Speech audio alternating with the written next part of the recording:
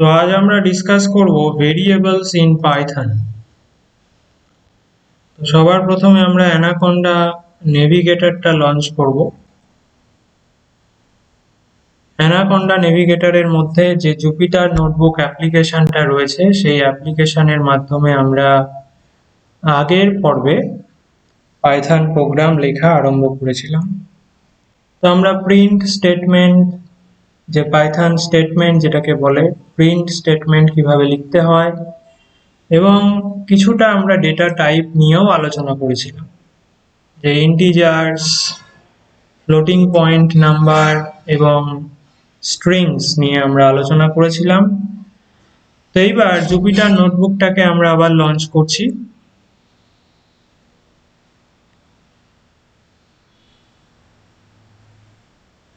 Jupiter নোটবুকে আমরা আজকে ভেরিয়েবলস নিয়ে আলোচনা করব। ভেরিয়েবলস মানে চলরাশি। আমরা ম্যাথমেটিক্সে এক্স ওয়াই জেড এই চলরাশিগুলো ব্যবহার করেছি।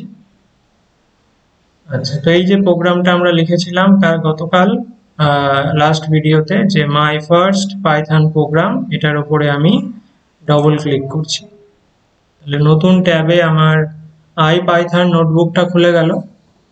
তো আমরা negative integer, floating point number, string এইগুলো নিয়ে আলোচনা করেছিলাম। এইবার আমরা আলোচনা করব ভেরিয়েবলস নিয়ে। তো আমি প্লাস করে একটা নতুন কোড সেল তৈরি করলাম, আর উপরের এই যে কোড সেলটা রয়েছে এটাকে মার্ক ডাউন করে একটা টেক্সট বক্সে কনভার্ট করলাম। আমরা আলোচনা করব ভেরিয়েবলস। ভেরিয়েবলস বা চলরাশি ইন পাইথন। ওকে, সেলটাকে রান করলাম। তো ভেরিয়েবলস ইন পাইথন, তো যেমন ধরো আমরা ম্যাথমেটিক্সে ইউজ করি না, এই যে এক্স ওয়াই, এই ভেরিয়েবল গুলো ইউজ করি। তো ধরো এক্স ইজ ইকুয়াল টু বললাম 5। পরের লাইনে তাহলে এক্স একটা ভেরিয়েবল যার মান হচ্ছে 5, আমরা কি করছি, এই ভেরিয়েবলটাকে প্রিন্ট করছি। তাহলে প্রিন্ট এক্স। এবার যদি আমি এই পাইথন কোডটাকে রান করি তাহলে কি প্রিন্ট হওয়া উচিত? 5 প্রিন্ট হওয়া উচিত, কারণ এক্স এর মান হচ্ছে 5, তাহলে 5 প্রিন্ট হলো।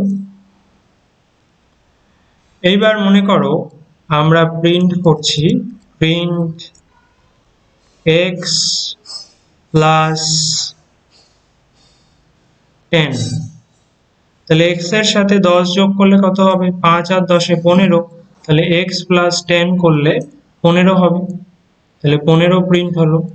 এই যে 15 প্রিন্ট হলো, এক্স এর সাথে 10 যোগ করলাম, এক্স এর মানের কিন্তু কোনো পরিবর্তন হয়নি, এক্স কিন্তু 5ই রয়েছে। তার প্রমাণ কিভাবে পাবো? ধরো আবার আমরা এক্স কে যদি প্রিন্ট করাই, তাহলে এক্স কে প্রিন্ট করালে আমরা কিন্তু 5ই দেখতে পাচ্ছি, তাহলে এক্স এর মানের কোনো পরিবর্তন হয়নি, কিন্তু আমরা এক্স এর উপরে একটা অপারেশন করেছি, যোগ করা, যেটা এটা একটা অপারেশন, এটাকে বলে অ্যাডিশন।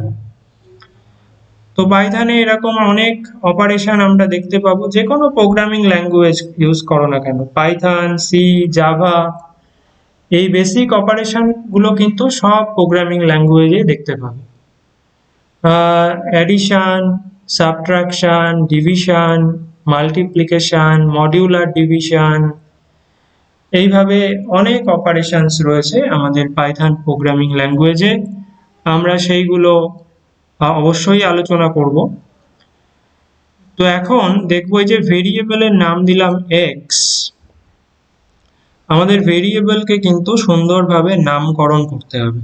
এই এক্স ওয়াই জেড দিয়ে কিন্তু নামকরণ করলে চলবে না, কাজ চলে যাবে, প্রোগ্রাম রান করে যাবে, কিন্তু একটা সুন্দর নামকরণ যদি আমরা না করি তাহলে পরবর্তীতে যখন প্রোগ্রামটাকে আমরা পড়ব তখন বুঝতে অসুবিধা হবে। যখন লাইনস অফ কোডের সংখ্যা লেটসে 600, 700, 1000 ছাড়িয়ে যাবে, তখন কিন্তু যেমন তেমন ভাবে যদি আমরা ভেরিয়েবলের নামকরণ করি তাহলে প্রোগ্রামটা পরে বুঝতে অসুবিধা হবে, বা কোনো অন্য কোনো ডেভেলপার এসে যদি আপনার কোডটা পড়ার চেষ্টা করে, বোঝার চেষ্টা করে এবং আপগ্রেড করার চেষ্টা করে, তারও কিন্তু যথেষ্ট অসুবিধা হবে।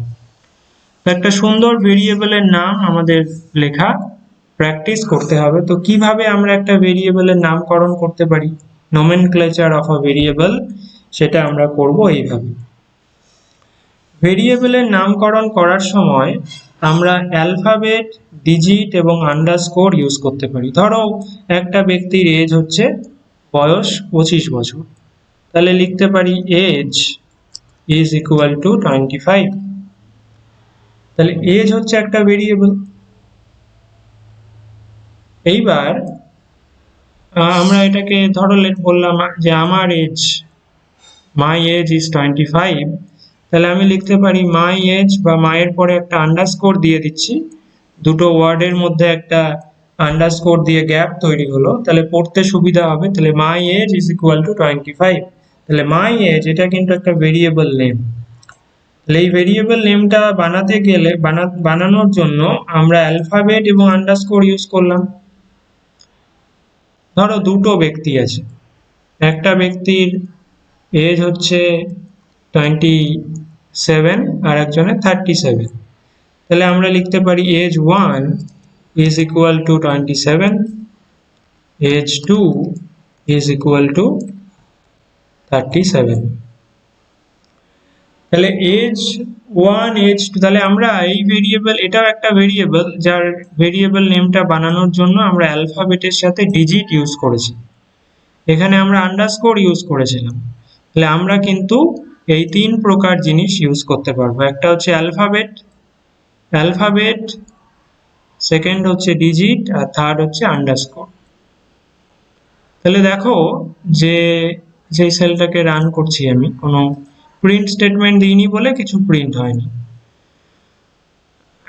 আমরা তাহলে কতগুলো অ্যালফাবেট আছে ইংলিশ ল্যাঙ্গুয়েজে? 26টা অ্যালফাবেট আছে, 26টা ছোট হাতের, 26টা বড় হাতের।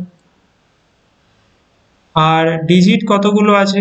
ডিজিট আছে 10টা, 0 থেকে 9, তাহলে 10টা ডিজিট, আর আন্ডারস্কোর মানে একটাই সিম্বল। তাহলে আমাদের কাছে তাহলে 26 আর 26, 52, 62, 63, তাহলে 63টা আমি যদি রান করি, এটা ধরো প্রিন্ট, তাহলে আমাদের কাছে 63টা সিম্বল রয়েছে একটা ভেরিয়েবল নেমকে বানানোর জন্য, রাইট? তো আমরা যখন ভেরিয়েবলের নেম বানাবো, আমরা কিন্তু নাম্বার দিয়ে শুরু করব না, আমরা শুরু করব অ্যালফাবেট দিয়ে, বা আন্ডারস্কোর দিয়েও আমরা শুরু করতে পারি। আমরা নাম্বার দিয়ে শুরু করব না, নাম্বারটা মাঝে বা শেষে থাকতেই পারে, তাতে অসুবিধা নেই। তো এই হচ্ছে সিম্পল নামকরণের টেকনিক। তো আমরা যখনই প্রোগ্রাম লিখবো, আমরা একটা প্রপার নামকরণ ইউজ করব। যেমন ধরো যে একটা ব্যাংকে রেট অফ ইন্টারেস্ট হচ্ছে 8%, প্রিন্সিপাল অ্যামাউন্ট ধরো যেটা উপরে ইন্টারেস্টটা আমরা অ্যাপ্লাই করব, প্রিন্সিপাল অ্যামাউন্ট হচ্ছে, আসল হচ্ছে 1000 টাকা, 8% হচ্ছে রেট অফ ইন্টারেস্ট, এবং আমরা টাকাটাকে 2 বছরের জন্য রেখেছি। তাহলে আমি 2 বছর পর কত টাকা ব্যাংক থেকে পাবো? এইটা যদি আমাদের প্রবলেম স্টেটমেন্ট হয়, তাহলে আমরা ভেরিয়েবল নামগুলো কিভাবে দেব? দেখো, প্রিন্সিপাল অ্যামাউন্ট হচ্ছে 1000 টাকা, তাহলে 1000, রেট অফ ইন্টারেস্ট, তাহলে rate underscore of underscore interest is equal to 8, এবং number of years, number of years is equal to, আমি 2 বছরের জন্য রাখছি, তাহলে 2। তাহলে এইগুলো যদি হয়, তাহলে 2 বছর পর আমি কত ইন্টারেস্ট পাবো। যদি কম্পাউন্ড ইন্টারেস্ট হয় তাহলে এক রকমের ক্যালকুলেশন হবে, যদি সিম্পল ইন্টারেস্ট হয় তাহলে আরেক রকমের ক্যালকুলেশন হবে। তাহলে